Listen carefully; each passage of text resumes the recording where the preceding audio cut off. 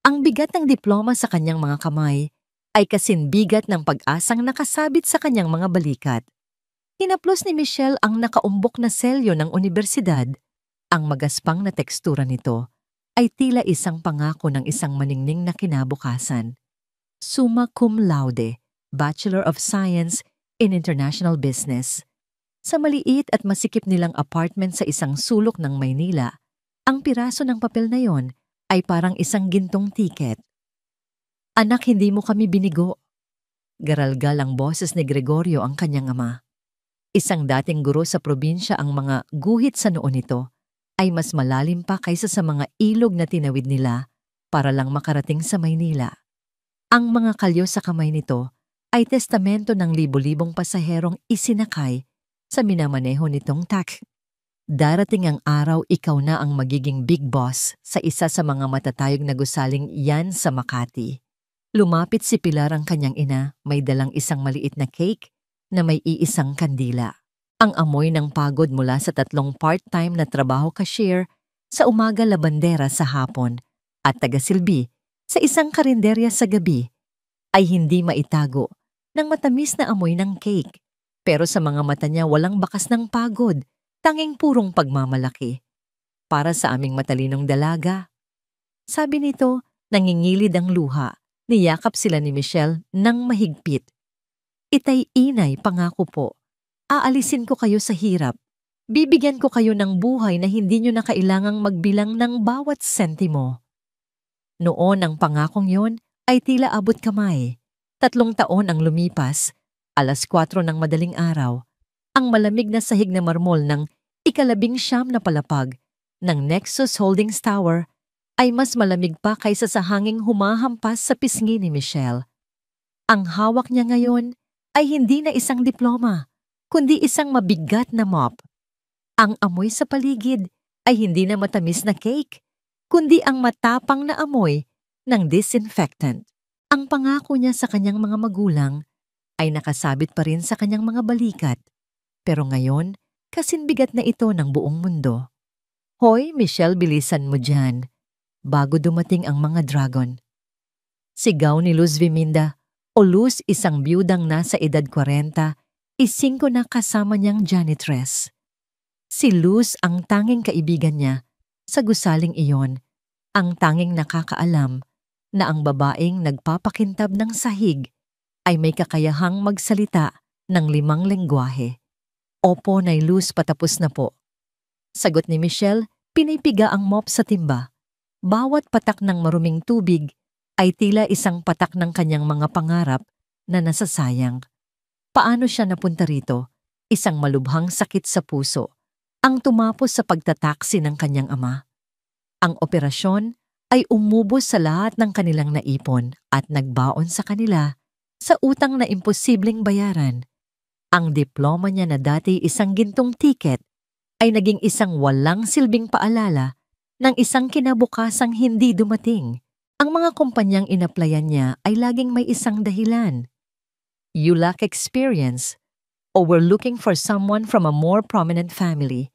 Kaya't heto siya, isang invisible na babae sa isang mundo ng salamin at bakal. Naging anino na lang siya, isang pares ng kamay na naglilinis ng kalat ng iba. Nakikita niya ang mga empleyadong kaedad niya, nakabihis ng mga mamahaling damit, nag-uusap tungkol sa stock market, mga bagong proyekto at mga planong bakasyon sa ibang bansa. Samantala ang iniisip niya ay kung sapat ba ang perang matitira sa sahod niya para sa gamot sa puso ni Itay at sa maintenance ng presyo ni Inay. 7:00 ng umaga, nagsimula nang dumating ang mga empleyado. Para kay Michelle, hudyat iyon para lalo siyang maging parang hangin. Mabilis siyang gumalaw sa mga pasilyo, yumuyuko, umiiwas sa mga nagmamadaling yabag ng mga nakakintab na sapatos. Biglang bumukas ang pinto ng elevator at lumabas si Mr. Ricardo Vargas, ang CEO. Nasa mga huling taon ng 40, matangkad at laging nakasuot ng perpektong planstang suit. Minana niya ang Nexus Holdings mula sa kanyang ama at dala niya ang isang kayabangan na tila nagsasabing pag-aari niya ang mundo. Naglakad ito sa pasilyo na parang hari. Hindi man lang siya tinapunan ng tingin. Para kay Ricardo Vargas at sa lahat ng tao sa palapag na yon, si Michelle ay bahagi lang ng muebles, isang bagay na nariyan para magmantina ng kaayusan pero hindi kailanman kinakausap o pinapansin. Iyon ang masakit. Hindi ang pagod sa katawan, kundi ang pakiramdam na wala kang halaga. Pumasok si Michelle sa pantry para punan ang lalagyan ng kape nang marinig niya ang boses ni Ricardo na umalingaw-ngaw mula sa conference room. What do you mean the translator cancelled anong oras na? The call with Sheikh Al-Jamil is in 30 minutes. This is a billion-peso deal. Nagkaroon ng biglaang tensyon sa buong palapag. Ang mga empleyado ay nagbulungan. Ang sekretarya ni Ricardo ay nagmamadaling tumawag sa telepono, nanginginig ang boses. Sumilip si Michelle mula sa pinto ng pantry. Nakita niya ang gulo. Si Ricardo ay paruot parito sa loob ng kanyang opisina. Ang mukha ay namumula sa galit at pag-aalala. Ang deal sa Al-Jamil Group mula sa Dubai, ang pinakamalaking proyekto ng Nexus Holdings sa taong ito. Kung mabibigo ito, malaking dagok yon sa kumpanya. Find me another one. Now, kahit sinong marunong mag-Arabic. Sigaw ni Ricardo, ang boses ay desperado. Sir, it's impossible to find a professional business Arabic translator in 30 minutes. Sagot ng isang manager, takot na takot. We've called all the agencies. Impossible. Ibinagsak ni Ricardo ang kamao sa kanyang mesa. Ang tunog ay yumanig sa katahimikan. Walang imposible sa akin, gawin niyo ang trabaho niyo. Bumalik si Michelle sa kanyang cart. Nang panlinis ang puso niya ay tumitibok ng mabilis. Arabic. Isa iyon sa mga lengguwaheng pinag-aralan niya sa kolehiyo. Isang wikang minahal niya dahil sa pagiging komplikado at makasaysayan nito. Kaya niyang isalin hindi lang ang mga salita, kundi pati ang kultura at mga nuances sa likod nito. Pero sino siya para mag-alok siya lang? Ang babaeng tagalinis. Tatawanan lang siya. Ipapahiya. Nagpatuloy siya sa pagmomop, pilit na iwinawaksi ang ideya sa kanyang isip.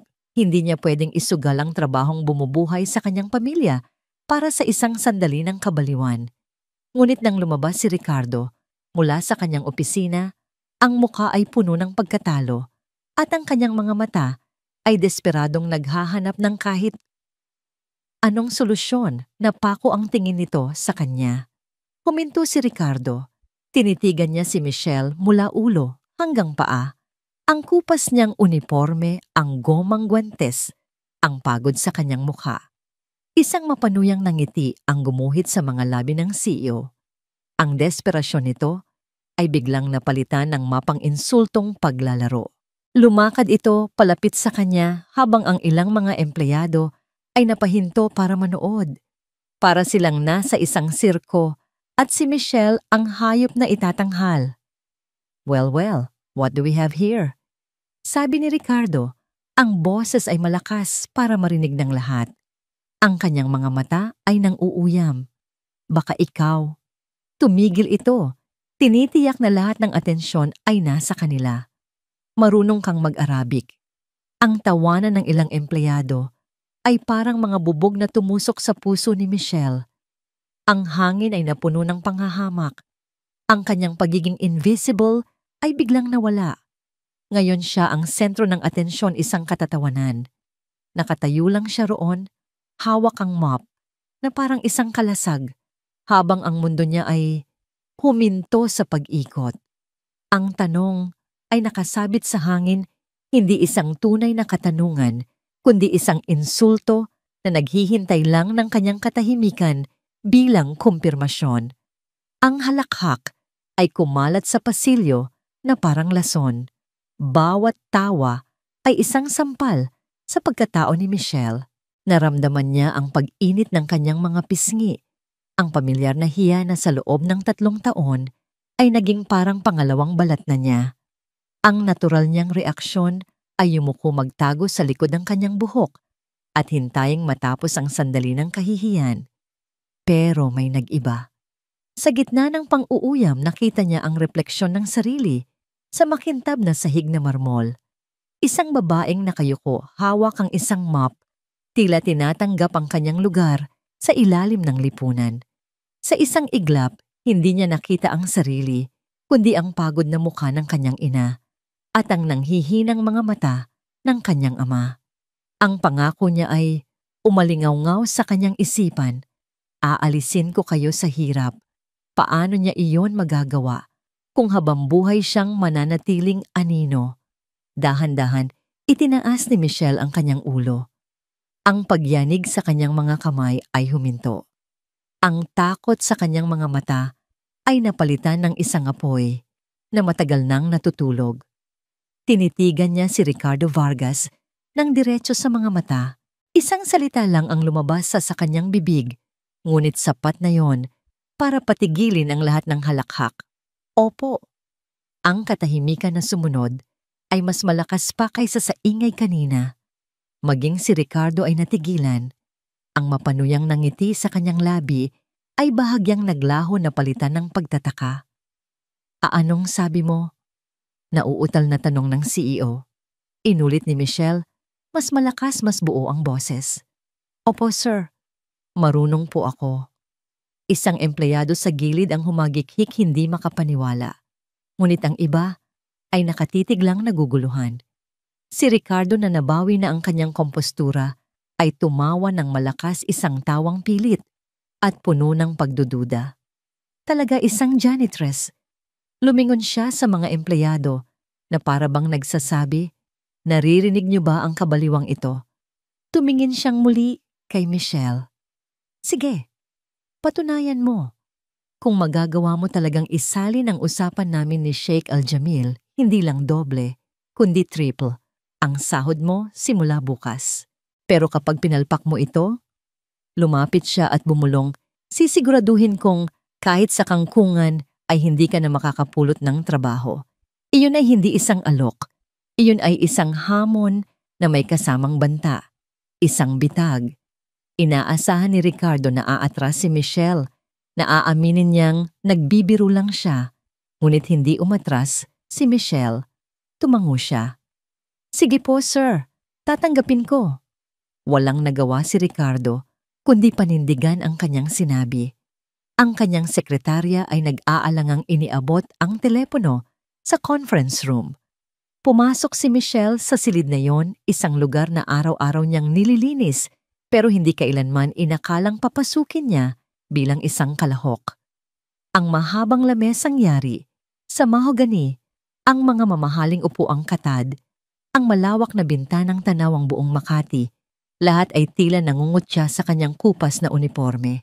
Umupo si Ricardo sa kabilang dulo ng mesa, habang ang ilang matataas na opisyal ay pumasok at tumayo sa gilid mga saksi sa napipintong katatawanan o himala. Tumunog ang telepono. Itinapat ng sekretarya ang speaker. Isang malalim at makapangyarihang boses ang narinig nagsasalita ng mabilis at tuloy-tuloy na Arabic. Ang mukha ni Ricardo ay agad na nagpakita ng pagkalito. What? What is he saying? Lahat ng mata ay napunta kay Michelle. Huminga siya ng malalim, ipinikit ang kanyang mga mata saglit. At nang imulat niya ito, wala na ang janitress na si Michelle. Ang naroon ay si Michelle ang summa cum laude, ang dalubhasa sa international business. Assalamualaikum Sheikh Al-Jamil. Magalang na bati ni Michelle sa telepono. Ang kanyang pagbigkas ay perpekto, ang tono ay magalang at propesyonal. Ako po si Michelle ang magiging tagapagsalin para sa pag-uusap na ito. Ikinagagalak ko po kayong makausap. Sa kabilang linya nagkaroon ng ilang segundong katahimikan. Pagkatapos ay nagsalita ang sheikh. Ang tono ay nagbago mula sa pagkadismaya patungo sa pagkamangha. Waalaikumsalam, sagot nito sa Arabic. Nakakagulat. Ang iyong pananalita ay mas malinaw pa kaysa sa dati naming nakausap. Isang karangalan. Namatay ang lahat ng bulungan sa silid. Ang mga panga ng mga opisyal ay tila nalaglag. Si Ricardo ay napanganga, ang kanyang mga mata ay nanlalaki sa hindi makapaniwalang pagkamangha. Sir, sabi ni Michelle bumaling kay Ricardo at nagsalita sa Ingles. The sheikh is expressing his frustration. He feels that the terms in Clause 11B of the contract do not reflect the mutual respect discussed in your initial meeting. He feels it's too one-sided, favoring Nexus Holdings' short-term gains over a long-term partnership. Hindi lang isinalin ni Michelle ang mga salita. Ipinaliwanag niya ang sentimiento sa likod nito. Tell him we can offer a 3% discount. Nagmamadaling sagot ni Ricardo, halatang hindi naintindihan ang tunay na issue. Umiling si Michelle. With all due respect, sir, I don't think this is about money. Sabi niya ng may kumpiyansa. Tumingin siyang muli sa speakerphone. Sa Arabic sinabi niya, Sheikh Al-Jamil, nauunawaan po namin ang inyong punto. Ang Nexus Holdings po ay hindi lamang naghahangad ng isang kontrata, kundi ng isang matatag na samahan na nakabatay sa tiwala at paggalang.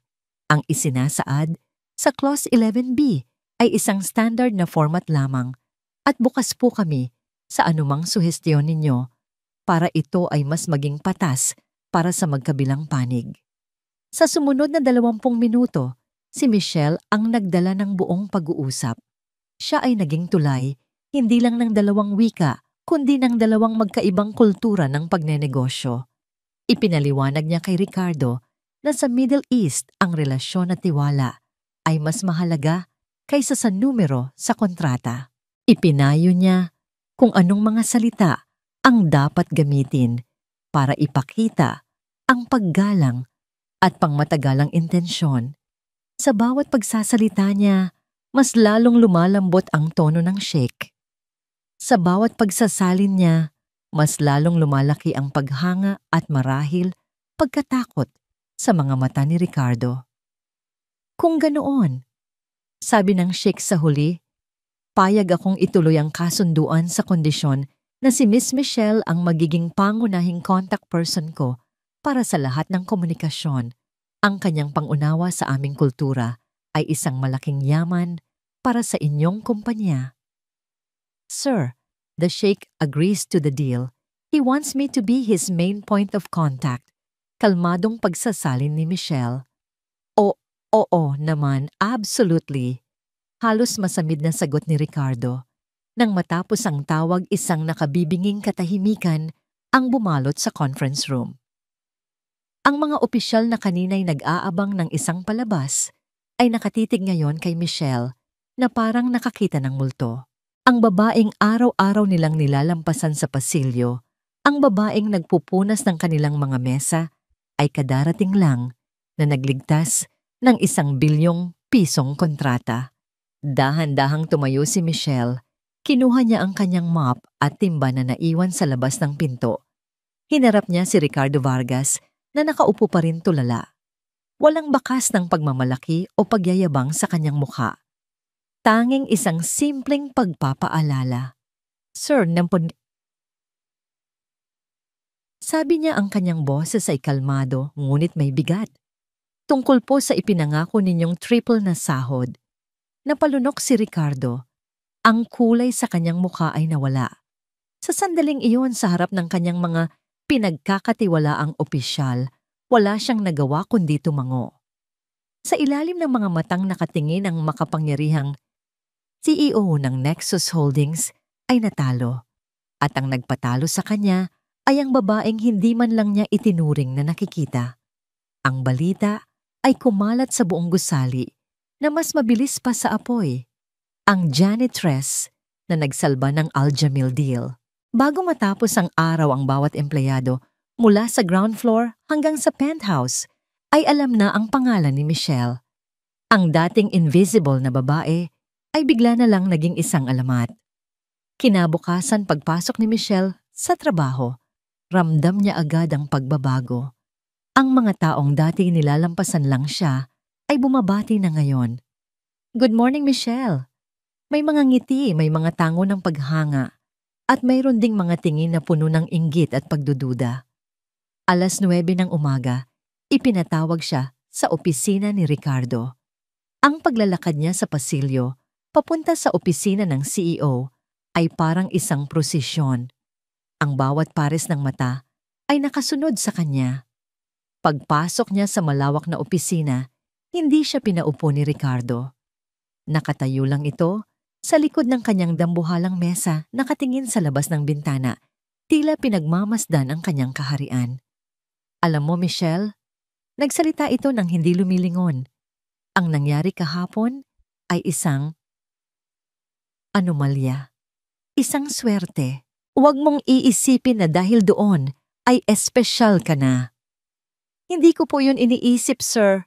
Mahinahong sagot ni Michelle. Humarap si Ricardo, isang malamig na ngiti ang nakapaskil sa kanyang mukha. Good. Dahil ang swerte ay nauubos. Ang tunay na kakayahan, kailangang patunayan. May kinuha siyang isang napakakapal na folder mula sa kanyang drawer at inilapag ito ng malakas sa mesa. Ang tunog ay umalingaw-ngaw sa buong silid. Gusto kong gumawa ka ng isang comprehensive market analysis report para sa 5 bansa, Germany, France, Japan, Brazil at Australia. IT services market. Gusto kong makita ang current landscape, mga kakumpetensya at ang pinakamagandang stratehiya para makapasok ang Nexus Holdings, sabi ni Ricardo. Binubuklat ang folder na naglalaman lamang ng ilang pahina ng basic data. At gusto ko yan sa mesa ko sa loob ng 72 oras. Nanlaki ang mga mata ni Michelle. 72 oras. Ang ganitong klaseng report ay karaniwang ginagawa ng isang buong team sa loob ng 2 linggo, kung hindi man 1 buwan. Mag-isa ko lang po, sir. Hindi niya napigilang itanong. Kahapon mag-isa mo lang naman. Sarkastikong sagot ni Ricardo. At oo nga pala. Dagdag nito na may halong kasiyahan, habang ginagawa mo yan, kailangan mo pa ring gawin ang dati mong trabaho. Ang paglilinis, dahil ang pinag-uusapan nating triple na sahod ay para sa triple na trabaho, hindi ba? Iyon na, ang tunay na kulay ni Ricardo. Hindi niya matanggap na isang hamak na janitress ang nagmukha sa kanyang kahiya-hiya. Ito ang kanyang paraan para parusahan si Michelle, para puwersahin siyang sumuko, para maibalik siya sa kanyang lugar. Bago pa makasagot si Michelle, bumukas ang pinto. Pumasok ang isang babaeng nasa mga huling taon ng 30, matangkad balingkinitan, at nakasuot ng isang damit na mas mahal pa yata sa 6 na buwang sahod ni Michelle. Ang kanyang buhok ay perpektong nakaayos, ang kanyang makeup ay walang kamali-mali. Ito si Charlene Lim, ang head ng international business. Tiningnan ni Charlene si Michelle, mula ulo hanggang paa, isang tingin na puno ng pagkamuhi at pagmamaliit. Ricardo darling, sabi nito, hindi pinapansin si Michelle. Ito ba yung sinasabi mong Wonder Girl? Ang pagbigkas niya sa Wonder Girl ay puno ng lason. Charlene, this is Michelle. Michelle, this is Miss Lim. Formal na pakilala ni Ricardo. The janitress/translator. Ngumisi si Charlene. Impressive party trick. Pero sana naman hindi mo iniisip na may lugar ka sa totoong mundo ng negosyo. Dito utak ang kailangan, hindi swerte. Hindi umimik si Michelle. Hinayaan niya lang na dumaloy ang mga salita sa kanya. Alam niya na wala siyang mapapala kung sasagot pa siya. Well, Ricardo, I have a meeting. I just wanted to see the miracle for myself. Sabi ni Charlene, at bago lumabas, sinadya niyang banggain ng bahagya ang balikat ni Michelle. Nang sila na lang ulit ni Ricardo, ang naiwan, kinuha ni Michelle ang folder. Ang bigat nito ay tila bigat ng isang imposibleng hamon. Ngunit sa halip na matakot, isang determinasyon ang pumuno sa kanya. Gagawin ko po, sir, matatag niyang sabi. Makakaasa po kayo. Ang sumunod na 72 oras ay naging isang malabong panaginip para kay Michelle. Ang kanyang araw ay nagsisimula ng 4:00 ng madaling araw para matapos ang paglilinis sa itinakdang mga palapag. Pagkatapos, sa halip na umuwi, magkukulong siya sa isang maliit na bakanting cubicle sa library ng kumpanya, isang lugar na walang pumapansin. Doon, gamit ang isang luma at mabagal na pampublikong computer, Sinimulan niyang buuin ang report. Ang kanyang utak na matagal ng uhaw sa kaalaman ay gumana na parang isang makina. Ang 5 lengguwahe na alam niya ay naging susi. Binasa niya ang mga government reports sa German, mga market analysis sa French at mga business news sa Japanese. Nag-access siya ng mga data na hindi kayang intindihin ng karamihan sa Nexus Holdings. Halos hindi siya kumakain. Kape at tinapay lang ang laman ng kanyang tiyan. Ang kanyang mga mata ay namumula at nananakit dahil sa walang tigil na pagbabasa. Sa ikalawang araw, habang siya ay nagmamadaling pabalik sa library, dala ang isang tasa ng kape, nakasalubong niya si Charlene sa pasilyo. Nagkunwari itong natapilok at sinadyang ibuhos ang mainit na kape sa mga papel na hawak ni Michelle. "Oh my God, I'm so sorry," sabi ni Charlene. Ang kanyang boses ay puno ng pekeng pag-aalala. Ang lampa ko naman, ayan, nabasa tuloy ang... Ano ba yan, basura? Ang init ng kape ay tumagos sa papel at napaso ang kamay ni Michelle. Ngunit hindi niya ininda ang sakit. Tiningnan niya lang ang mga nasirang pahina, ang kanyang pinagpuyatang mga draft. Dahan-dahan siyang yumuko para pulutin ang mga basang papel. Hindi siya tumingin kay Charlene. "Sayang ang kape, ma'am," kalmado niyang sabi habang pinupunasan ang sahig gamit ang panyo mula sa kanyang bulsa. "At sayang din po ang oras ko." Tumayo siya at tinalikuran si Charlene na naiwang nakanganga sa kanyang hindi inaasahang reaksyon. Ang insidenteng iyon ay nagsilbing gasolina sa apoy ng determinasyon ni Michelle. Ulitin niya ang lahat ng nasira, mas pinabuti, mas dinetalyado. Sa huling gabi, halos bumigay na ang kanyang katawan. Ang kanyang paningin ay nanlalabo, ang kanyang mga daliri ay manhid na sa katitipa. Napasubsob siya sa lamesa, handa ng sumuko. Ngunit sa kanyang isipan, nakita niya muli ang kanyang mga magulang. Nakita niya ang mapanuyang mukha ni Ricardo at ang mapang-aping ngiti ni Charlene. Hindi pa bulong niya sa sarili. "Hindi pa ako tapos." 8:00 ng umaga sa ikatlong araw, eksaktong 72 oras matapos ibigay ang hamon. Pumasok si Michelle sa opisina ni Ricardo. Ang kanyang mukha ay pagod, ang kanyang mga mata ay may malalalim na eye bags, pero ang kanyang tindig ay matatag. Inilapag niya sa mesa ng CEO ang isang report na may kapal na halos 3 pulgada, perpektong nakabind. "Sir, heto na po ang market analysis report na ipinagawa ninyo." Kinuha ito ni Ricardo. Ang mukha ay hindi makapaniwala. Inaasahan niyang makikita si Michelle na umiyak na sumusuko. Hindi ito. Binuklat niya ang unang pahina, Executive Summary. Pagkatapos ang detalyadong analysis ng Germany, kumpleto sa mga chart graph at mga talababa na nakasipi mula sa mga German na financial journals. Sunod ang France na may pagsusuri sa kanilang mga batas sa teknolohiya. Pagkatapos ang Japan na may malalim na pag-unawa sa kanilang business etiquette at consumer behavior. Habang binabasa ni Ricardo ang report, unti-unting nawawala ang kulay sa kanyang mukha. Ito ay hindi gawa ng isang janitress. Ito ay hindi gawa ng isang baguhan. Ito ay gawa ng isang henyo. Ang mga insight, ang mga stratehiya, ito ang mga bagay na binabayaran niya ng milyon-milyon sa mga consultant. At ngayon, nasa harap niya ito, gawa ng isang babaeng binigyan niya ng isang imposible, nakakainsultong gawain. Hindi siya makapagsalita. Itinaas niya ang kanyang tingin mula sa report at tinitigan si Michelle. Wala na ang pang-uuyam sa kanyang mga mata. Napalitan iyon ng isang bagay na mas malalim, isang bagay na mas mapanganib, takot.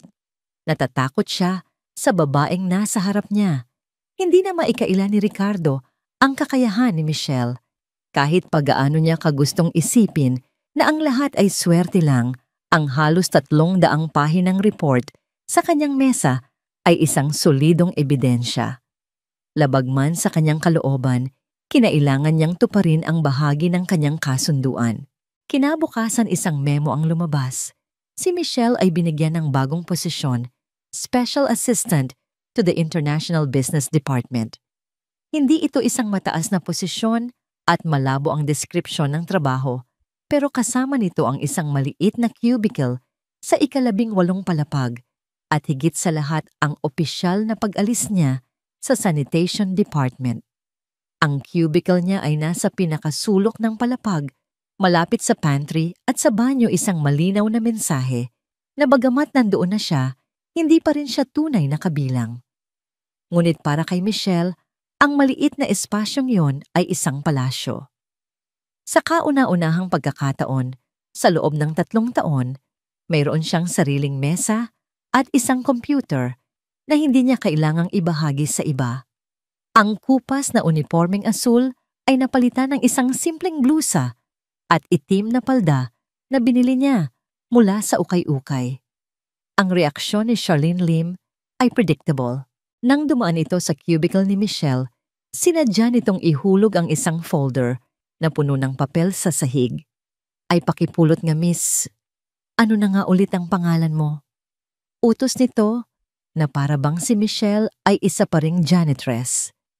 Walang imik na pinulot ni Michelle ang mga papel at iniabot ito kay Charlene.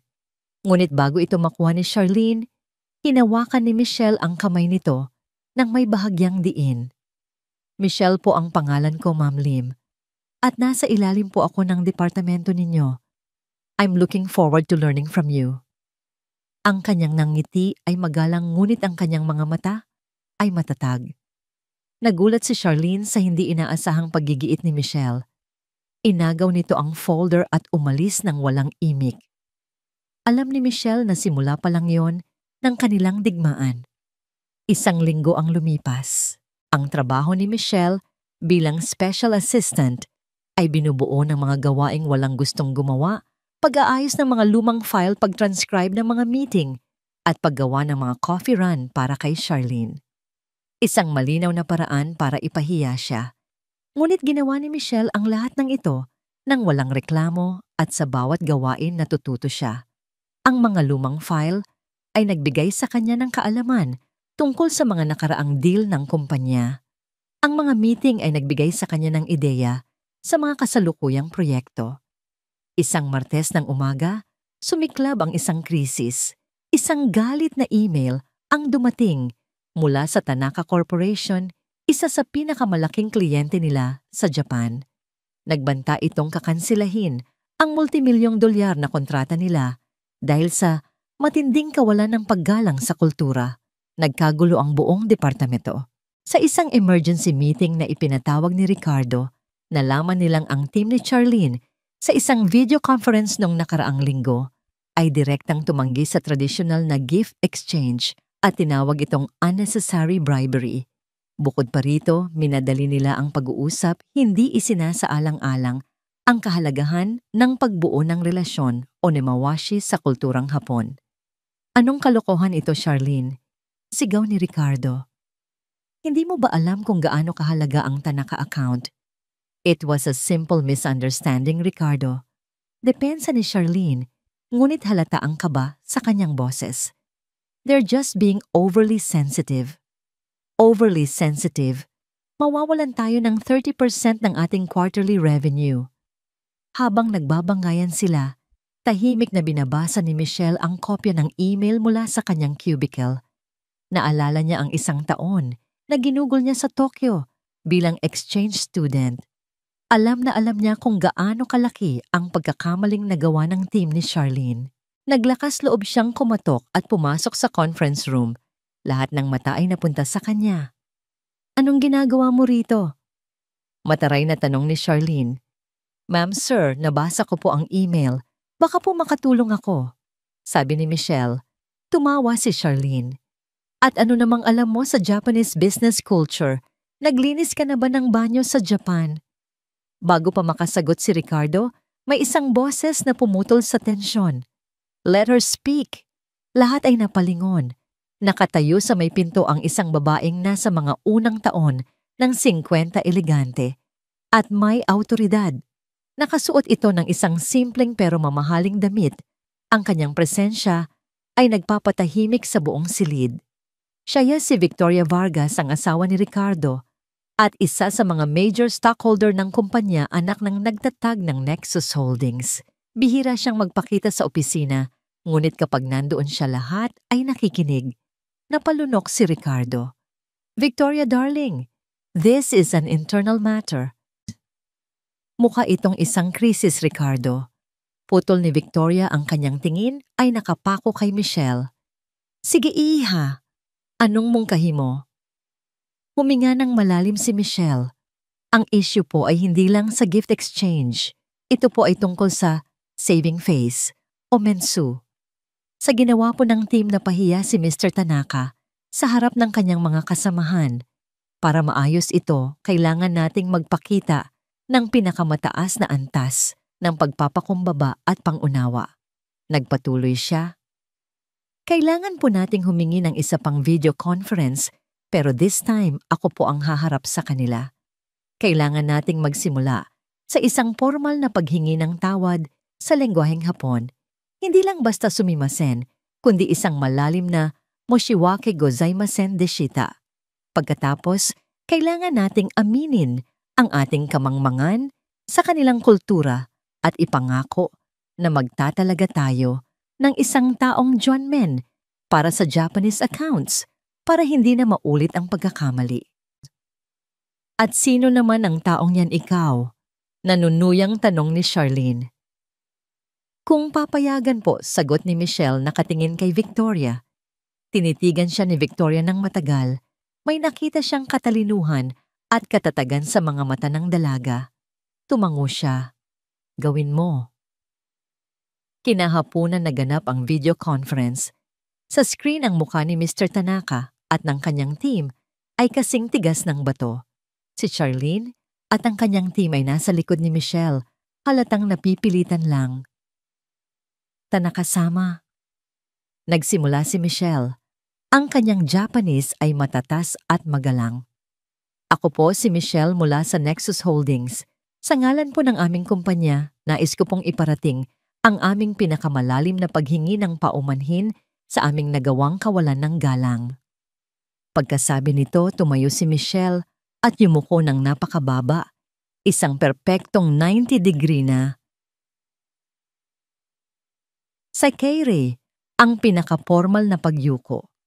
Nakita niya sa screen ang bahagyang pagkagulat sa mukha ni Mr. Tanaka. Nagpatuloy si Michelle.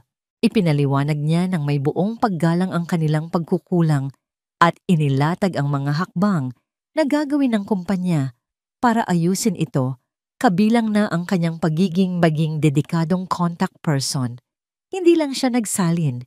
Ipinakita niyang nauunawaan niya ang kanilang sentimiento. Sa pagtatapos ng 30 minutos na pag-uusap, isang maliit na ngiti ang sumilay sa labi ni Mr. Tanaka. "Michelle-san," sabi nito, "ang iyong katapatan at pangunawa ay kapuri-puri. Dahil sa iyo bibigyan namin ng isa pang pagkakataon ang Nexus Holdings. Inaasahan kong makatrabaho ka." Nang mag-off ang screen, nagkaroon ng sandaling katahimikan. Pagkatapos isang mahinang palakpak ang narinig. Si Victoria ang pumapalakpak, isang tunay na ngiti ang nasa kanyang mga labi. Ang iba ay sumunod, maliban kay Charlene, na ang mukha ay parang sinukluban ng langit at lupa. Kinagabihan, habang nag-aayos ng gamit si Michelle, sa kanyang cubicle, lumapit si Victoria. "Magaling ang ginawa mo kanina," sabi nito. "Salamat po, ma'am," nahihiyang sagot ni Michelle. "Huwag mo akong tawaging ma'am. Victoria is fine." Ngumiti ito. "Gusto ko sanang magkape tayo minsan kung may oras ka. Marami akong gustong malaman tungkol sa'yo." Bago umalis, iniwan ni Victoria ang kanyang personal na calling card sa mesa ni Michelle. "Tawagan mo ako," sabi nito. Habang papaalis si Victoria, isang malamig na pakiramdam ang gumapang sa likod ni Michelle. Tumingin siya sa kabilang dulo ng palapag. Nakatayo roon si Charlene, nakatingin sa kanila, ang kanyang mga mata ay nag-aapoy sa galit. Sa sandaling iyon, alam ni Michelle na hindi lang siya nagligtas ng isang kontrata. Nakahanap siya ng isang makapangyarihang kakampi at kasabay nito, isang mas determinadong kaaway. Ang laro sa loob ng Nexus Holdings ay nagsisimula palang uminit. naging isang malaking usap-usapan ang pagliligtas ni Michelle sa Tanaka account. Sa pangalawang pagkakataon, siya na naman ang naging bida. Ang dating special assistant na tagatimpla lang ng kape ay binigyan ng bagong titulo, Japan Account Specialist.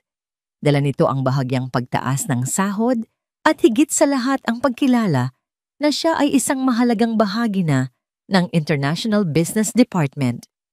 Ang kanyang tagumpay gayunpaman ay nagdala ng mas matinding anino. Ang aninong yon ay may pangalang Charlene Lim. Ang unang linggo ni Michelle sa bago niyang posisyon ay naging mapayapa, isang kahina-hinalang kapayapaan. Tinawagan niya si Victoria at nagkita sila para magkape sa isang maliit na cafe malayo sa opisina, isang lugar kung saan malaya silang makakapag-usap. Mag-ingat ka kay Charlene, diretsahang babala ni Victoria habang hinahalo ang kanyang tsa. Hindi niya basta-basta palalampasin ang nangyari. Para sa kanya inagawan mo siya ng entablado. Ginawa ko lang po ang trabaho ko, sabi ni Michelle. Alam ko tumango si Victoria. At yun mismo ang kinatatakutan niya. May kakayahan ka na wala siya. Tinitigan ni Victoria si Michelle ng may seryosong ekspresyon. Michelle, kaya kita gustong kausapin dahil may nakikita ako sa'yo na matagal ko nang hinahanap. Pero bago yon gusto kong maging tapat sa'yo. Ang Nexus Holdings ay hindi kasing perpekto ng inaakala ng marami. May mga problema ito. Mga problemang itinatago ng asawa ko. Isang bigat ang biglang naramdaman ni Michelle sa kanyang dibdib. Anong ibig niyo pong sabihin? Hindi pa ako sigurado sa mga detalye. Umiling si Victoria. Pero may mga transaksyon na hindi maintindihan, mga deal na tila masyadong maganda para maging totoo. Si Ricardo, hindi siya kasing galing ng kanyang ama. At natatakot akong may ginagawa siyang mga bagay na ikapapahamak ng kumpanyang itinayo ng pamilya ko. Ang pait sa boses ni Victoria ay hindi maitago. Ang pag-uusap na yon ay nag-iwan kay Michelle ng mas maraming tanong kaysa sagot. Ngunit bago pa niya mapag-isipan, nang husto ang mga sinabi ni Victoria, nagsimula na ang mga atake. Ang unang sabotahe ay tila isang simpleng aksidente. Mayroon siyang mahalagang presentasyon para sa isang potensyal na kliyente mula sa Germany. Inabot siya ng madaling araw sa paghahanda nito, ginamit ang lahat ng kanyang kaalaman sa wikang German para maging perpekto ang bawat slide. Isinave niya ito sa main company server gaya ng protocol. Kinabukasan, kalahating oras, bago ang presentasyon, nawala ang file. Nag-crash daw ang folder kung saan ito nakalagay. Kahit ang IT department ay hindi maipaliwanag kung paano nangyari. Anong nangyari, Michelle? Hindi ka ba marunong mag-save ng file? Tanong ni Charlene. Sa harap ng buong team ang kanyang boses ay puno ng pekeng pag-aalala. Napakasimple pa naman ng trabahong yan. Naramdaman ni Michelle ang pag-init ng kanyang dugo ngunit hindi siya nagpatinag. Pumasok siya sa meeting room na walang laptop. Gamit lamang ang isang whiteboard at ang kanyang matalas na memorya, iginuhit niya ang mga graph, isinulat ang mga data, at ipinaliwanag ang kanyang stratehiya sa perpektong Ingles at German. Ang kanyang presentasyon ay naging mas kahanga-hanga dahil sa kanyang ipinakitang galing sa kabila ng teknikal na problema. Nakuha nila ang interes ng kliyente. Ngunit alam ni Michelle sa kanyang puso na hindi iyon aksidente. Ang sumunod na atake ay mas malala. Isang Biyernes ng hapon, may video conference siya kasama ang isang mahalagang partner sa Brazil. Habang nasa kalagitnaan siya ng pagpapaliwanag ng isang komplikadong technical detail sa wikang Portuguese, biglang namatay ang kanyang internet connection.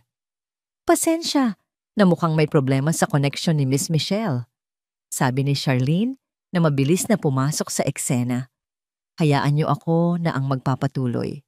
Sinubukan ni Charlene na saluhin ang usapan, ngunit ang kanyang Portuguese ay halatang limitado at nagkakamali-mali. Nataranta si Michelle. Sinubukan niyang mag-reconnect pero ayaw. Tumakbo siya sa katabing cubicle para gamitin ang computer doon, ngunit nang bumalik siya sa video call tapos na ito, ang kliyente ay nag-iwan ng mensahe na sila ay nadismaya sa nangyari. Ang pinakakakaiba ay nang tanungin niya ang ibang empleyado sa palapag na yon. Lahat sila ay may internet. Tanging ang linya lang papunta sa kanyang cubicle ang nagka-problema. Michelle, kailangan mong mag-ingat. Bulong ni Luz ang dati niyang kasamahan sa sanitation nang magkasalubong sila sa pantry. Si Luz ngayon ay na-promote na bilang assistant supervisor. May mga aninong gumagalaw sa paligid mo. May mga ahas sa damuhan. Alam ni Michelle na tama si Luz. Nagsimula siyang maging mas mapagmasid. Tinitingnan niya kung sino ang tumitingin sa kanyang computer kapag dumadaan, kung sino ang nagbubulungan kapag siya ay papalapit. Isang gabi nag-overtime siya para tapusin ang isang report. Ang buong palapag ay tahimik na. Papunta na sana siya sa banyo nang may marinig siyang boses mula sa fire exit. Boses ni Charlene. "Sinabi ko nang gawin mong malinis, hindi ba?" Iritadong sabi nito sa kausap sa telepono. "Hindi pwedeng may bakas na magtuturo sa akin. Intindihin mo yan, Patrick, kung ayaw mong madamay sa problema ko." Patrick, naalala ni Michelle, si Patrick, isang batang IT staff na laging nakasunod kay Charlene, parang isang tuta. Siya rin ang huling taong nakita ni Michelle malapit sa kanyang cubicle bago mawalan ng internet. Dahan-dahan siyang lumayo, ang kanyang puso ay kumakabog. Hindi na ito simpleng hinala. Ito ay isang kumpirmasyon. Mayroong sabwatan laban sa kanya. Kinabukasan nagpanggap siyang walang alam. Ginitian niya si Charlene. Binati niya si Patrick. Ngunit sa likod ng kanyang mga ngiti, ang kanyang isipan ay nagtatrabaho na bumubuo ng isang plano. Hindi siya pwedeng maging biktima lang. Kung gusto nilang maglaro, kailangan niyang matutunang laruin ang laro at siguraduhin siya ang mananalo. Alam niya kung sino ang kailangan niyang lapitan. Kinuha niya ang kanyang telepono at tinawagan ang numero sa calling card na ibinigay sa kanya. "Victoria," sabi niya nang may sagot sa kabilang linya. "Kailangan po nating mag-usap. Sa tingin ko meron na akong patunay na may ahas sa loob ng Nexus Holdings." "Isang bitag," sabi ni Victoria, ang kanyang mga mata ay kumikinang sa isang mapanganib na liwanag. Nakaupo sila sa isang pribadong silid sa isang mamahaling restaurant, isang lugar na pinili ni Victoria para masigurong walang makakarinig sa kanilang pag-uusap. Kailangan nating maglatag ng isang bitag na hindi nila matatanggihan. Ikinuwento ni Michelle ang lahat, ang nawawalang file, ang biglaang pagkawala ng internet, at ang narinig niyang pag-uusap ni Charlene at Patrick sa fire exit. "Si Patrick Reyes," sabi ni Victoria, tila may inaalala. "Isang batang IT specialist na may malaking utang dahil sa sugal base sa huling background check. Madaling gamitin, madaling takutin. Siya ang perpektong tau-tauhan para kay Charlene." "Pero paano po natin siya huhulihin?" tanong ni Michelle. "Salita ko lang po laban sa kanila." Isang matalas na ngiti ang gumuhit sa mga labi ni Victoria. "Dito na papasok ang ating palabas. Ang plano ay simple, ngunit mapanganib. Ilalabas ng Nexus Holdings ang pinakabago nilang produkto, isang revolutionary software na tinatawag na Project Chimera. Ito ang pinakamalaking proyekto ng kumpanya sa loob ng 5 taon. Ang mga detalye nito ay itinuturing na top secret at iilang tao lang ang may access. Gagawa tayo ng 2 bersyon ng Project Chimera," paliwanag ni Victoria. "Ang una ay ang totoong bersyon. Ang pangalawa ay isang pekeng bersyon, isang bersyon na may sadyang mga depekto at maling impormasyon. At itong pekeng bersyon," tumingin siya ng diretso kay Michelle, "ang kailangan mong siguraduhing makakarating kay Patrick." Sa sumunod na linggo, nagtrabaho si Michelle kasama ang isang maliit at pinagkakatiwalaang team ng developers na direktang pinili ni Victoria. Binuo nila ang pekeng Project Chimera, kumpleto sa mga blueprint, financial projections at marketing strategies na mukhang kapani-paniwala, ngunit puno ng mga lason na impormasyon. Ang pinakamahirap na bahagi ay ang pagtatanim ng pain. Sinadya ni Michelle na mag-iwan ng mga pahiwatig. Ipinakita niyang palagi siyang nag-overtime, palaging abala sa isang napaka-kumpidensyal na proyekto. Isang araw aksidente niyang naiwan ang kanyang notebook sa pantry kung saan nakasulat ang mga salitang Project Chimera, Final Draft. Nakita niyang kinuha ito ni Patrick binuklat at mabilis na ibinalik nang makitang papalapit si Michelle.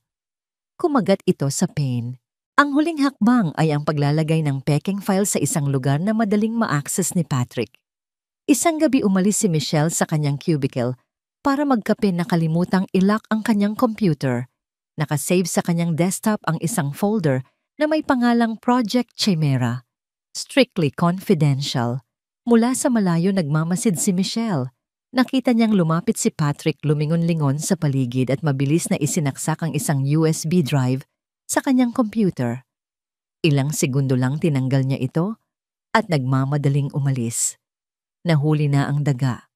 Lumipas ang 3 araw ng nakabibinging katahimikan. Nagpatuloy ang lahat na parang walang nangyari. Ngunit sa ilalim ng payapang ibabaw ang tensyon ay parang isang bombang malapit ng sumabog. Noong Biyernes ng hapon nangyari ang inaasahan nila. Isang malaking tech news website ang naglabas ng breaking news: Inotech unveils Project Phoenix, a game changer in software development. Ang Inotech ang pinakamalaking karibal ng Nexus Holdings at ang Project Phoenix na inilabas nila ay eksaktong kopya ng pekeng Project Chimera kasama ang lahat ng depekto at maling impormasyon. Sumabog ang balita sa buong industriya. Sumabog din ang galit ni Ricardo Vargas. Isang emergency meeting ng lahat ng department heads ang ipinatawag. May espiya sa loob ng kumpanya. Sigaw ni Ricardo, ang muka ay kulay ube sa galit. May nag-traitor sa atin, sino ang may access sa Project Chimera. Lahat ng mata ay napunta kay Michelle. Siya ang isa sa iilang nakakaalam ng proyekto. Tumayo si Charlene, ang kanyang muka ay nagpapakita ng isang perpektong halo ng pag-aalala at akusasyon. Ricardo, alam nating lahat na si Michelle lang ang bago dito na may ganyang level ng access. At mula nang dumating siya, sunod-sunod na ang problema. Anong ibig mong sabihin? Tanong ni Ricardo, bagamat alam na niya ang isasagot nito. Baka naman siya ang nag-leak ng impormasyon. Sabi ni Charlene, ang kanyang boses ay tila isang ahas na gumagapang. Sino ba talaga siya? Isang janitress na bigla na lang naging henyo. Masyadong maganda para maging totoo. Ang mga bulungan ay nagsimula. Ang pagdududa ay kumalat. Si Michelle ay nakaupo lang kalmado. Ito na ang sandaling hinihintay niya. Mayroon ka bang ebidensya, Charlene? Isang malamig na boses ang pumutol sa lahat. Si Victoria ay pumasok sa silid kasama ang hepe ng security. Ang ebidensya ay nasa harap na natin, giit ni Charlene. Talagang ngumiti si Victoria. Kung ganon, bakit hindi natin itanong mismo sa pinagmulan? Ipinakita ng hepe ng security ang isang video mula sa CCTV. Ipinapakita nito ang eksena sa opisina noong gabi, kung kailan kinopya ang file. Malinaw na nakikita si Patrick na isinasaksak ang USB sa computer ni Michelle. Namutla si Charlene. Si Patrick na ipinatawag din ay nagsimulang manginig. Pero hindi lang yan. Sabi ni Michelle, tumatayo sa unang pagkakataon. Kinuha niya ang isang maliit na voice recorder mula sa kanyang bulsa. Baka gusto niyo ring pakinggan ito. Pinindot niya ang play. Ang boses ni Patrick ang narinig, nanginginig at puno ng takot. Ito ay isang pag-uusap na lihim na ni-record ni Michelle kaninang umaga. Ma'am Charlene, hinahanap na nila kung sino ang nag-leak. Anong gagawin ko? Manahimik ka lang, Patrick. Itanggi mo ang lahat. Sabihin mong si Michelle ang nag-utos sa'yo. Pero ma'am, paano kung malaman nila? Sabi niyo maliit na bagay lang to, para lang matanggal si Michelle. Kasalanan mo kung magpapahuli ka. Huwag mo akong idamay dito. Ang recording ay nagpatuloy, inilalantad ang buong plano ni Charlene. Nang matapos ito ang katahimikan sa silid ay nakabibingi. Si Patrick ay napaluhod na umiiyak. Si Charlene ay namumutla na parang isang patay. Ang kanyang mga mata ay nanlilisik sa galit kay Michelle. "Traitor!" Sigaw niya kay Patrick. "Sinungaling!" Tumingin si Ricardo mula kay Charlene patungo kay Michelle. Ang kanyang galit ay napalitan ng pagkalito at takot. Napagtanto niya na minaliit niya ang babaeng nasa harap niya. "Palabasin niyo sila." Utos ni Victoria sa security, tinutukoy si Charlene at Patrick. Habang kinakaladkad palabas si Charlene, huminto ito sa harap ni Michelle. "Hindi pa tayo tapos." Bulong nito ang boses ay puno ng pagbabanta. Nang sila na lang ang naiwan sa silid, tiningnan ni Victoria si Michelle. Magaling. Ngunit habang nakatingin si Michelle kay Ricardo, na ngayon ay tahimik at hindi makatingin sa kanya, alam niyang hindi pa ito tapos. Kakapatay lang niya ng isang ahas, pero ang tunay na dragon ay nananatiling nakaupo sa kanyang trono. Hindi pa ito tapos. Bulong ni Victoria kay Michelle na tila nabasa ang kanyang isipan. Mas malaki ang kalaban. Ang pagkakatanggal kay Charlene Lim at Patrick Reyes ay nag-iwan ng isang malaking puwang sa International Business Department at isang babala sa lahat ng nagbabalak na kalabanin si Michelle. Ngunit para kay Michelle, ang tagumpay na yon ay may mapait na lasa. Alam niyang si Charlene ay sintomas lamang ng isang mas malaking sakit sa loob ng kumpanya. Ang tunay na sakit ay ang mismong nasa tuktok. Si Ricardo, para iligtas ang sarili sa kahihiyan, ay walang nagawa kundi i-promote si Michelle. Ginawa siyang acting head ng International Business Department. Bigla ang babaeng dating nagmamakaawa para sa trabaho ay namumuno na sa isa sa pinakamahalagang dibisyon ng Nexus Holdings. Ang kanyang cubicle ay napalitan ng isang malaking corner office, ang mismong opisina na dating pag-aari ni Charlene. Ngunit ang bagong kapangyarihan ay may kasamang bagong pasanin. "Ngayon na ang tamang panahon, Michelle," sabi ni Victoria sa isa sa kanilang mga lihim na pagkikita. "Habang abala ang lahat sa iskandalo ni Charlene, kailangan nating kumilos. Kailangan nating malaman kung ano talaga ang itinatago ni Ricardo." Gamit ang autoridad ni Victoria bilang major stockholder, binigyan niya si Michelle ng isang bagay na mas mahalaga pa sa position access. Access sa mga financial records, sa mga kontrata mula sa nakaraang 5 taon, sa mga server na naglalaman ng mga kumpidensyal na email. Nagsimula ang dobling buhay ni Michelle. Sa umaga siya ang mahusay at respetadong pinuno ng kanyang departamento, nakikipag-usap sa mga kliyente, nag-aaproba ng mga plano, at nagmo-motivate sa kanyang team. Ngunit pagdating ng gabi, kapag ang buong palapag ay tahimik, na nagiging isa siyang investigador. Ang kanyang opisina ay nagiging isang war room. Sa tulong ng iilang pinagkakatiwalaang tauhan ni Victoria, kinokopya nila ang libo-libong mga dokumento. Dito muling lumabas ang natatanging kakayahan ni Michelle. Ang mga pinakakahina-hinalang kontrata ay nakasulat sa iba't ibang wika, isang malinaw na paraan para itago ang mga detalye sa mga auditor na Ingles lang ang alam. May mga kontrata sa German para sa consultancy services mula sa isang kumpanyang walang website o pisikal na address. May mga kasunduan sa Mandarin para sa pagbili ng mga materyales sa presyong triple ang market value.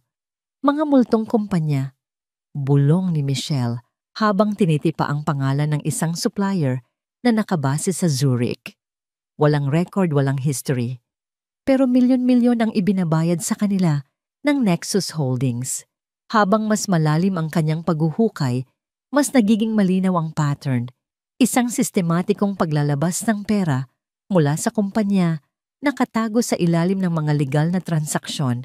Ngunit habang abala si Michelle sa kanyang pag-iimbestiga, hindi niya namamalayan na siya rin ay inoobserbahan. Nagsimulang maging maingat si Ricardo. Nararamdaman niyang may nagbabago. Ang dating takot sa mga mata ni Michelle ay napalitan ng isang matalas na tingin. Ang kanyang paggalaw sa kumpanya ay naging mas may kumpiyansa, mas may awtoridad. At iyon ay kinatakutan ni Ricardo. Isang gabi, habang abala si Michelle sa pag-aaral ng isang French na kontrata, biglang bumukas ang pinto ng kanyang opisina. Si Ricardo. "Nag-overtime ka na naman, Michelle?" Sabi nito, ang boses ay kalmado, ngunit ang mga mata ay nanunuot. "Napaka-dedicated mo naman sa trabaho." Mabilis na itinago ni Michelle ang kanyang ginagawa sa ilalim ng ibang mga folder. "May tinatapos lang po akong report para sa Paris expansion, sir." Paris expansion. Tumango si Ricardo, lumalakad palibot sa kanyang mesa na parang isang leon na pinagmamasdan ang kanyang biktima. "Mag-ingat ka dyan. Maraming buwaya sa Paris." Huminto ito sa likod niya. "Ganyan din dito sa Nexus. Maraming ahas na nag-aabang lang ng pagkakataon para tumuklaw." Naramdaman ni Michelle ang panlalamig ng kanyang likod. Ito ay isang malinaw na babala. Kinabukasan naramdaman niya ang paghigpit ng tali. Ang kanyang access sa ilang mahahalagang server ay biglang limitado. Ang mga request niya para sa mga lumang financial documents ay dumadaan na sa mahabang proseso ng approval mula mismo sa opisina ni Ricardo. Alam ni Ricardo, o kung hindi man naghihinala na ito, isang hapon, ipinatawag siya sa opisina ng CEO. Pagpasok niya, nakita niyang nakakalat sa mesa ni Ricardo ang mga kopya ng mga dokumentong pinag-aaralan niya. "Anong ibig sabihin nito, Michelle?" Tanong ni Ricardo. Ang kanyang boses ay mababa at puno ng pagbabanta. "Sir, inaaral ko lang po ang mga nakaraang deal para makahanap ng paraan na mapabuti ang ating mga kasalukuyang stratehiya." Kalmadong sagot ni Michelle, bagamat ang kanyang puso ay malakas na kumakabog. Tumayo si Ricardo at kinuha ang isang makapal na folder. Ibinagsak niya ito sa mesa sa harap ni Michelle. "Stratehiya o baka naman naghahanap ka ng butas para siraan ako?" "Hindi po yan totoo, sir. Huwag mo akong gawing tanga." Sigaw ni Ricardo at sa isang mabilis na galaw inihagis niya ang folder. Tumama ito sa dibdib ni Michelle at ang mga papel ay nagsabog sa sahig. "Sino ka sa akala mo para questionin ang mga desisyon ko? Isang hamak na janitress na pinagbigyan ko lang ng pagkakataon. Baka gusto mong ibalik kita sa paglilinis ng kubetay." Hindi gumalaw si Michelle. Tinitigan niya lang si Ricardo, hindi nagpapakita ng takot. Dahan-dahan siyang yumuko at pinulot ang isang papel mula sa sahig. Isang invoice mula sa isang Swiss na kumpanya. "Wala po akong kino-question, sir." Sabi niya, itinaas ang papel. "Nagtatanong lang po. Bakit po tayo nagbabayad ng 5 milyong euro para sa isang market research na pwede namang gawin ng sarili nating team?" Ang direktang tanong ay nagpatigil kay Ricardo. Namutla siya.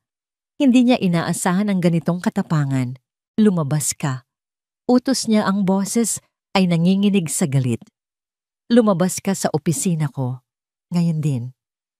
Habang naglalakad si Michelle palabas, alam niyang tumawid na siya sa isang linyang hindi na niya pwedeng balikan.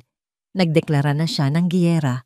Pagbalik niya sa kanyang opisina, nagring ang kanyang telepono. Si Victoria. "Michelle, nahanap mo na ba?" Tanong nito. Ang boses ay apurado.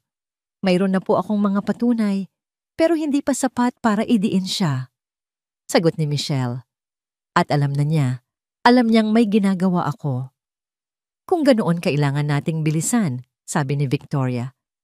"Mayroon akong huling alas, isang bagay na siguradong maglalagay sa kanya sa bitag, pero kailangan kitang bigyan ng babala.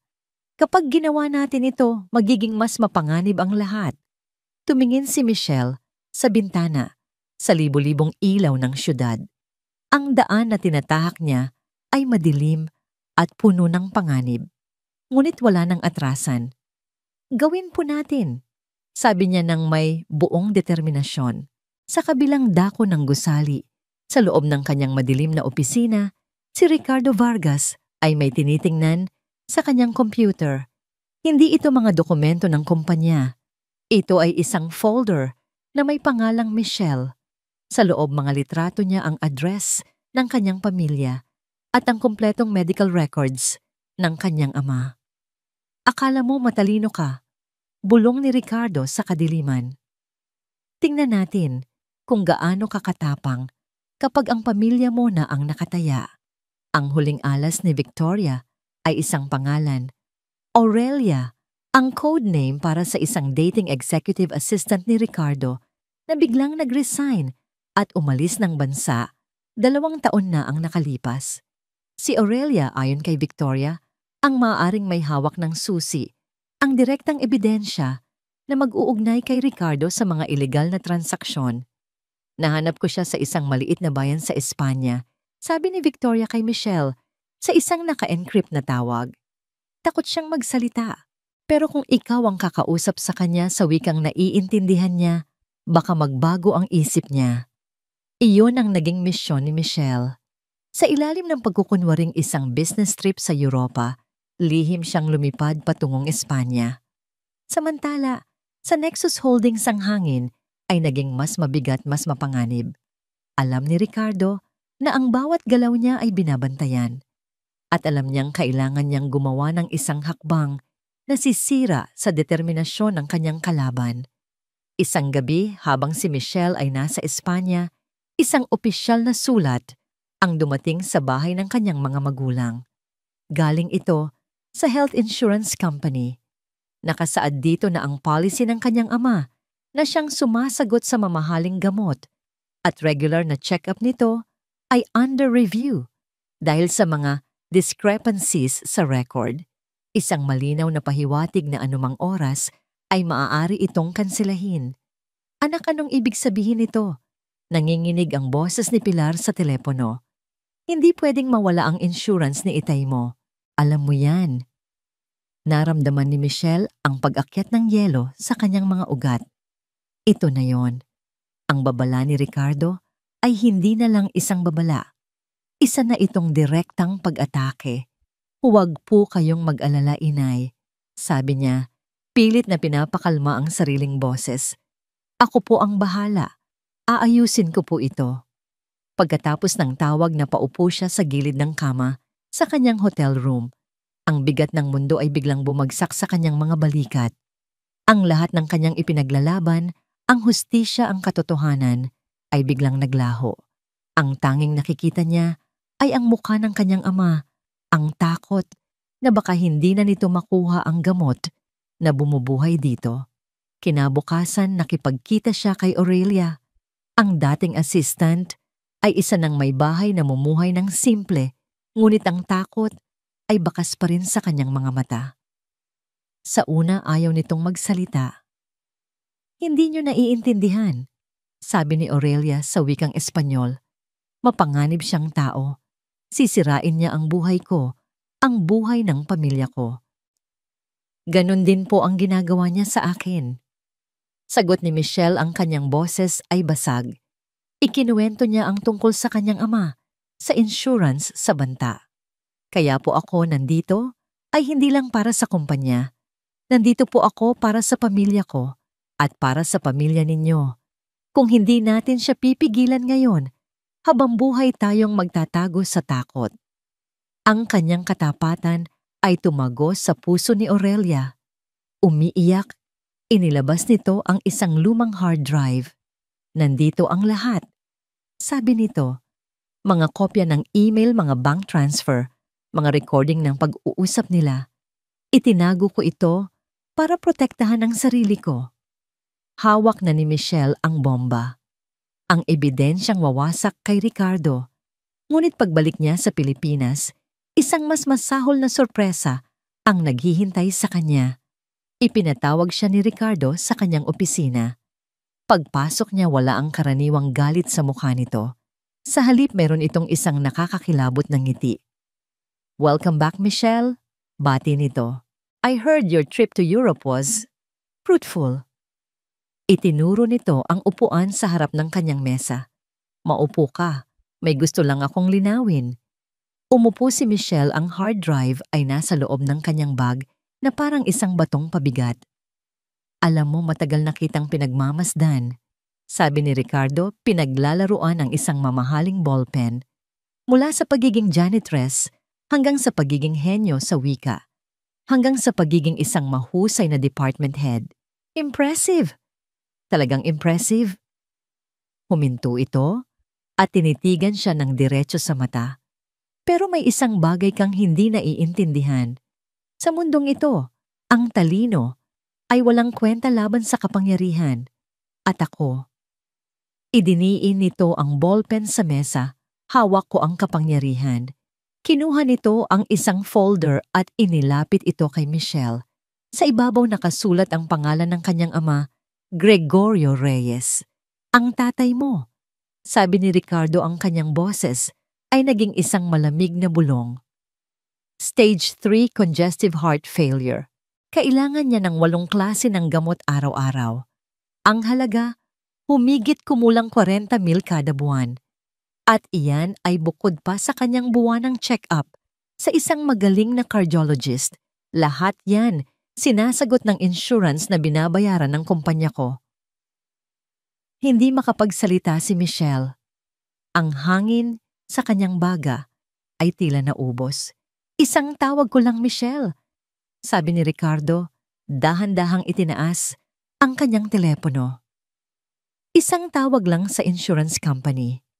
Sasabihin kong may budget cut na kailangan nating tanggalin ang mga non-essential benefits at lahat ng pinaghirapan mo para sa pamilya mo mawawala. Parang bula. Ang kanyang mga mata ay walang emosyon na lalong nagpadagdag sa kanyang kalupitan. Kaya heto ang deal. Ibibigay mo sa akin ang lahat ng ebidensya na nakuha mo. Kakalimutan natin ang lahat ng ito. Mananatili ka sa posisyon mo, tataasan ko pa ang sahod mo. At ang tatay mo magpapatuloy sa kanyang pagpapagamot na parang walang nangyari. Ito na ang ultimatum. Ang kanyang pamilya laban sa hustisya. Ang buhay ng kanyang ama laban sa kinabukasan ng daan-daang empleyado ng Nexus Holdings. Bigyan mo ako ng panahon para mag-isip. Halos pabulong na, sabi ni Michelle. Mayroon kang 24 na oras. Sagot ni Ricardo, tumayo na. At Michelle, dagdag nito habang papalabas na ng pinto si Michelle, huwag mo akong subukan. Dahil hindi lang insurance ang kaya kong bawiin. Baka pati ang doktor na tumitingin sa kanya ay bigla na lang magdesisyong lumipat ng bansa. Paglabas ni Michelle sa opisina, halos hindi na niya kayang humakbang. Napasandal siya sa pader, ang kanyang mga tuhod ay nanginginig. Ang mundo ay umikot. Ang bigat ng desisyon ay halos dumurog sa kanya. Gabi, umuulan ng malakas. Nakaupo si Michelle sa kanyang madilim na opisina, nakatingin sa labas ng bintana habang ang mga patak ng ulan ay humahampas sa salamin. Sa kanyang mesa magkatabi ang hard drive mula kay Aurelia at ang litrato ng kanyang mga magulang. Ang kanyang telepono ay nag-ring. Si Victoria, hindi niya ito sinagot. Paano niya pipiliin? Paano niya isusugal ang buhay ng sarili niyang ama? Ngunit paano niya tatalikuran ang lahat ng taong umaasa sa kanya? Kasama na si Victoria at si Aurelia na nagtiwala sa kanya. Dumating siya sa isang sangandaan. Ano man ang kanyang piliin, meron siyang babayarang napakalaking halaga. Matapos ang isang gabing walang tulog, isang gabing puno ng luha at paghihirap, kinuha ni Michelle ang kanyang telepono. Ang kanyang mga kamay ay nanginginig, ngunit ang kanyang mga mata ay puno na ng isang bagong determinasyon. Isang determinasyong isinilang mula sa pinakamatinding sakit. Tinawagan niya si Victoria. Handa na ako. Sabi niya, ang boses ay basag, ngunit buo. Gawin na natin ang dapat gawin. Pinili na niya ang kanyang landas. At sa landas na yon, handa siyang harapin ang lahat. Kahit pa ang ibig sabihin nito ay ang posibleng pagkawala ng lahat ng pinakamamahal niya. Ang conference room sa pinakamataas na palapag ng Nexus Holdings Tower ay bihirang gamitin. Nakalaan lamang ito para sa board of directors. Ang mga dingding nito ay gawa sa dark mahogany. Ang sahig ay natatakpan ng makapal na karpet na lumalamon sa bawat tunog. Sa gitna, isang napakahabang mesa na napapalibutan ng 12 matataas na upuang katad. Sa araw na yon ang silid ay puno ng tensyon na halos hinihiwa ng kutsilyo. Dumating si Ricardo Vargas na may kumpiyansa. Ang kanyang suot na suit ay perpekto, ang kanyang buhok ay maayos na nakasgel. Para sa kanya, isa lang itong biglaang board meeting na ipinatawag ni Victoria marahil para pag-usapan ang quarterly performance. Wala siyang kamalay-malay na papasok siya sa sarili niyang paglilitis. Umupo siya sa kabisera ng mesa. Nandoon na ang 5 miyembro ng board at 3 major shareholders. At sa kabilang dulo, nakaupo si Victoria, ang kanyang mukha ay kalmado at hindi mabasa. Salamat sa pagdalo ninyo sa maikling paunawa. Nagsimula si Victoria, ang kanyang boses ay matatag at malinaw. Ipinatawag ko ang emergency meeting na ito dahil meron tayong isang cancer na kumakalat sa loob ng ating kumpanya. Isang cancer na kung hindi natin aalisin ngayon, ay papatayin ang lahat ng ating pinaghirapan. Nagsimulang magbulungan ang mga miyembro. Kumunot ang noo ni Ricardo. Victoria, anong kalokohan ito? Kung may problema dapat sa akin mo muna sinabi. Sinubukan ko, Ricardo. Sagot ni Victoria, ang kanyang mga mata ay hindi bumibitiw sa kanya. Pero paano mo kakausapin ang isang tao kung siya mismo ang sakit? Isang pinto sa gilid ang bumukas. Pumasok si Michelle. Hindi siya nakasuot ng uniforme ng janitress, hindi rin ang simpleng blusa ng isang empleyado. Nakasuot siya ng isang formal na itim na pantsuit, ang kanyang buhok ay nakatali ng maayos. Sa kanyang mga mata, walang bakas ng takot, tanging ang lamig ng bakal na determinasyon. Anong ginagawa niya rito? Halos pasigaw na tanong ni Ricardo, biglang kinabahan. Nandito siya bilang aking pangunahing saksi, sagot ni Victoria. Miss Reyes, maaari mo nang simulan. Tumayo si Michelle sa harap sa tabi ng isang malaking screen. Sa kanyang kamay, isang maliit na remote control. Magandang hapon po sa inyong lahat. Sa nakalipas na ilang buwan sa basbas ni Ma'am Victoria Vargas, nagsagawa po ako ng isang masusing investigasyon sa mga financial records ng Nexus Holdings. Nag-flash sa screen ang unang slide, isang network ng mga logo ng kumpanya, lahat ay nakakonekta sa Nexus Holdings. Ito po ang 17 ghost companies na nakabase sa Switzerland, Germany at China.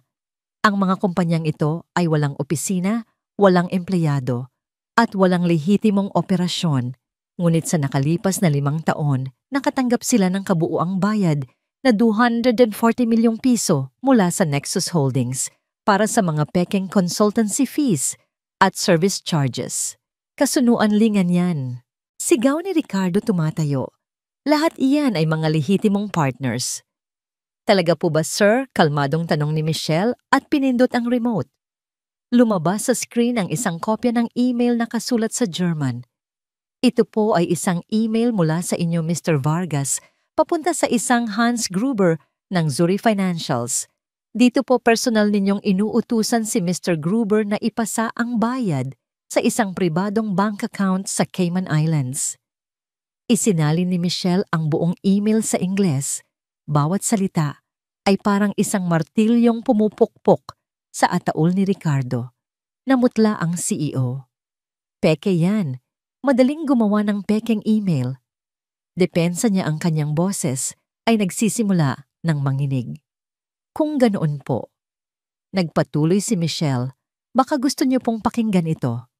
Pinindot niya ulit ang remote. Isang audio recording ang umalingaw-ngaw sa silid. Boses ni Ricardo at ng isang lalaking Chino. The funds have been transferred. Sabi ng boses ni Ricardo, make sure it disappears. Don't worry, Mr. Vargas. Our system is clean. The money trail will vanish like a ghost.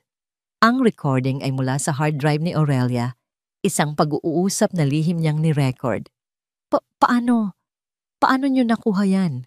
Bulong ni Ricardo na paupo sa kanyang silya na parang isang basahan. Ang kanyang pagiging arogante ay naglaho na palitan ng purong sindak. Hindi pa tayo tapos, Ricardo. Sabi ni Victoria, tumatayo na rin. Ang pagnanakaw sa kumpanya ay isa lang. Ang mas masahol pa, ay ang ginawa mo sa ating mga kliyente. Ipinakita ni Michelle ang mga ebidensya ng overpricing at paggamit ng mga substandard na materyales na naglagay sa panganib sa reputasyon ng kumpanya at sa kaligtasan ng mga gumagamit ng kanilang produkto. Ang mga miyembro ng board ay hindi makapaniwala. Ang kanilang mga mukha ay puno ng galit at pagkadismaya. Sa huling pagkakataon, nagsalita si Michelle. Ang kanyang boses ay matatag, ngunit puno ng emosyon. Ang lahat ng ito ay hindi lamang tungkol sa pera, ito ay tungkol sa tiwala. Sinira ni Mr. Vargas ang tiwala ng kumpanyang ito, ng mga empleyado nito, at ng mga kliyente nito, at nang malaman niyang malapit na siyang mabisto. Tumingin siya ng diretso kay Ricardo. Ginamit niya ang pinakamahalaga sa akin para takutin ako. Ginamit niya ang buhay ng aking ama. Ang huling revelasyong yon ang sumira sa lahat. Isang miyembro ng board ang tumayo. Tama na yan. Narinig ko na ang sapat. Ito ay isang malaking sabwatan. Desperadong sigaw ni Ricardo, itinuturo si Michelle at Victoria. Sila ang may pakana ng lahat ng ito para agawin ang kumpanya sa akin. Kung sabwatan ito, Ricardo, sabi ni Victoria, ang kanyang boses ay malamig na parang yelo. Paano mo ipapaliwanag ito? Pinindot ni Victoria ang kanyang sariling remote. Lumabas sa screen ang isang huling piraso ng ebidensya. Isang malinaw na video. Kuha ito mula sa isang CCTV camera sa lobby ng isang hotel sa Zurich. Nasa video, si Ricardo Vargas, personal na nakikipagkamay at nag-aabot ng isang maleta sa isang lalaki, ang multo, na si Hans Gruber. Ang petsa sa video ay tumutugma sa petsa ng isa sa mga pinakamalaking bank transfer. Iyon na ang huling pako sa kanyang kabaong. Walang nang nagsalita.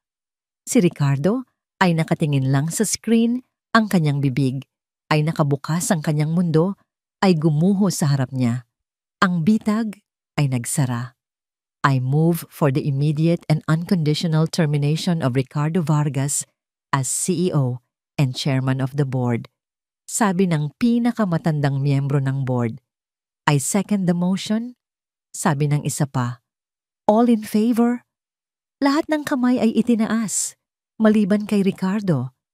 Ikaw, bulong ni Ricardo, nakatingin kay Michelle. Ang kanyang mga mata ay puno ng purong pagkamuhi. Sinira mo ang buhay ko. Hindi po, sagot ni Michelle. Kayo po ang sumira sa sarili ninyo. Habang ineskorta ng security si Ricardo palabas ng silid isang talunang hari na inalisan ng korona, nagtanong ang isang board member. Kung wala na tayong CEO, sino ang mamumuno? Lahat ng mata ay napunta kay Victoria. Pansamantala ako ang tatayong interim CEO, sagot ni Victoria. At mayroon akong unang opisyal na gagawin. Tumingin siya sa buong board, pagkatapos ay kay Michelle na nakatayong tahimik sa gilid. Nais kong hirangin si Miss Michelle Reyes bilang bagong Chief Operating Officer ng Nexus Holdings. Ang katahimikan sa silid ay napalitan ng mga bulungan ng pagkagulat at paghanga. Lahat ng mga mata ay napunta kay Michelle, ang babaeng pumasok sa gusaling iyon bilang isang janitress at ngayon ay nakatayo bilang pangalawang pinakamakapangyarihang tao sa buong korporasyon. Ang kanyang paglalakbay ay tila isang himala. Ngunit alam niya sa kanyang puso na hindi ito himala. Ito ay resulta ng dugo, pawis at mga luhang hindi nakikita ng iba. 6 na buwan ang lumipas. Ang taglamig ng iskandalo ay napalitan ng tagsibol ng pagbabago sa Nexus Holdings. Ang anino ni Ricardo Vargas ay unti-unti nang naglalaho, pinalitan ng isang bagong kultura ng transparency at integridad na pinamunuan ni Victoria at ipinatupad ni Michelle. Ang dating opisina ni Charlene Lim na naging pansamantalang opisina ni Michelle ay isa na ngayong training room. Ang opisina ni Michelle ngayon ay ang dating opisina ni Ricardo, isang malawak na espasyo sa corner ng penthouse floor na may tanawin ng buong Makati skyline. Ngunit ang pinakamalaking pagbabago ay hindi ang laki ng opisina, kundi ang laman nito. Sa isang pader sa halip na mga litrato ni Ricardo, kasama ang mga makapangyarihang tao, ay nakasabit ang isang malaking organizational chart. Bawat pangalan mula sa pinakamataas na executive hanggang sa pinakabagong janitor ay nakasulat doon. Sa ilalim nito, isang simpleng motto, bawat isa ay mahalaga. Bilang Chief Operating Officer, binago ni Michelle ang sistema. Naglunsad siya ng mga bagong programa, isang scholarship program para sa mga anak ng mga empleyado, isang upskilling program para sa mga rank and file staff na gustong umangat at isang patas na sistema ng promotion na nakabase sa merito, hindi sa koneksyon. Isang hapon, habang naglalakad siya sa pasilyo, isang pamilyar na boses ang tumawag sa kanya. Ma'am Michelle. Lumingon siya at nakita si Luz Biminda. Ang dati niyang kasamahang janitress ay isa ng ganap na sanitation department supervisor, nakasuot ng isang malinis at plansadong uniforme. Luz, ilang beses ko bang sasabihin sa iyo, Michelle, na lang nakangiting sabi niya, ay hindi po pwede, ma'am. Kayo na po ang COO, nahihiyang sagot ni Luz. Gusto ko lang pong magpasalamat ulit. Dahil po sa bagong programa ninyo, yung panganay ko po scholar na sa college. Inhinyero na po ang magiging anak ng janitora, ma'am. Ang mga luha ng pasasalamat ay nangingilid sa mga mata ni Luz. Niyakap ni Michelle ang dati niyang kaibigan. Walang anuman, Luz. Karapat dapat yan sa inyo. Ang mga sandaling tulad nito ang nagbibigay kahulugan sa lahat ng kanyang pinagdaanan. Ang pinakamalaki niyang proyekto gayunpaman ay nasa labas ng pader ng Nexus Holdings. Itinatag niya ang Tulay ng Pag-asa Foundation, isang non-profit organization na tinutustusan ng personal niyang pondo at ng malaking donasyon mula kay Victoria. Ang layunin nito ay simple tulungan ang mga mahuhusay ngunit kapuspalad na mga kabataan na makatapos ng pag-aaral at makahanap ng disenteng trabaho ang mga tulad niya noon. Isang Sabado, dinalaw niya ang sentro ng pundasyon. Puno ito ng mga kabataan na abala sa pag-aaral ng computer skills, language lessons, at job interview training. Naalala niyo ba, noong sinabi ko sa inyo na ang pinakamahalagang asset ninyo ay ang inyong utak at ang inyong puso? Sabi ni Michelle sa harap ng mga estudyante. Ang pundasyong ito ay hindi nagbibigay ng limos. Nagbibigay kami ng hagdan, pero kayo pa rin ang kailangang umakyat. Ang kanyang pamilya ay nakatikim na rin ng bagong buhay. Ang ama niyang si Gregorio ay ganap ng magaling. Ang insurance nito ay hindi lang naibalik kundi na upgrade pa. Hindi na siya nagtataksi. Siya na ngayon ang namamahala sa isang maliit na community garden na proyekto ng Tulay ng Pag-asa. Ang kanyang inang si Pilar ay hindi na kailangang magtrabaho sa 3 magkakaibang lugar. Nagtayo ito ng isang maliit na karinderya na naghahatid ng pagkain para sa mga empleyado ng Nexus Holdings. Nakalipat na rin sila sa isang maayos na bahay sa isang tahimik na subdibisyon.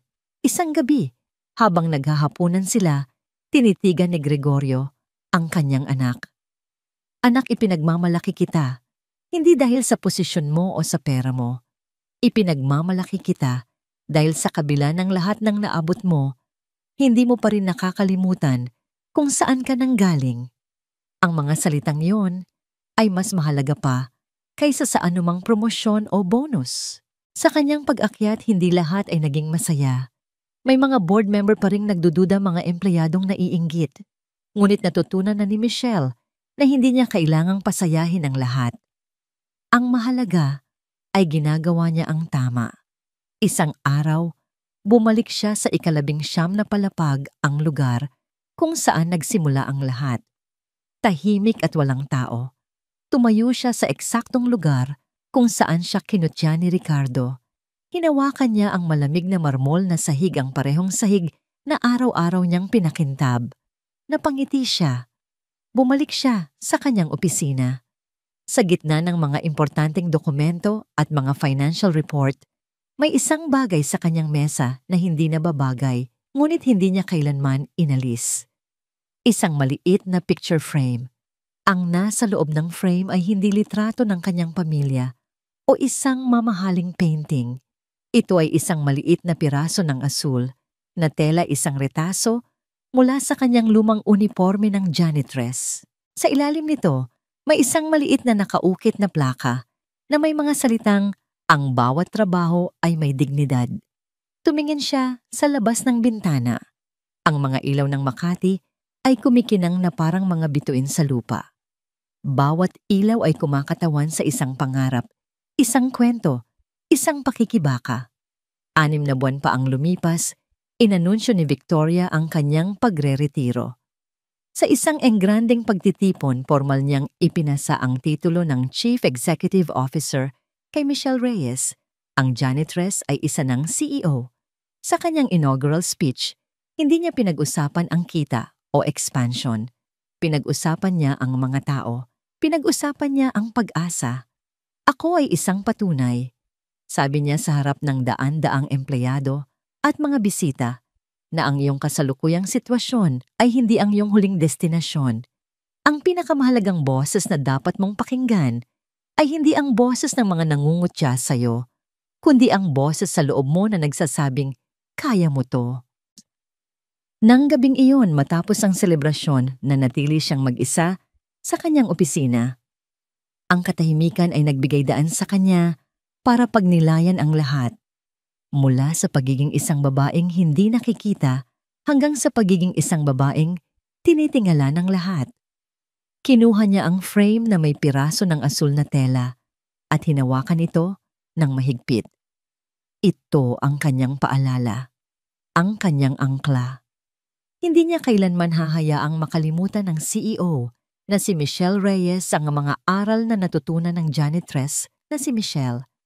Ang aral ng pagpapakumbaba, ng pagtitiyaga at ng walang hanggang pananampalataya na sa kabila ng dilim, laging may liwanag na naghihintay. Ang kanyang paglalakbay ay hindi pa tapos. Sa katunayan, ito ay nagsisimula pa lamang.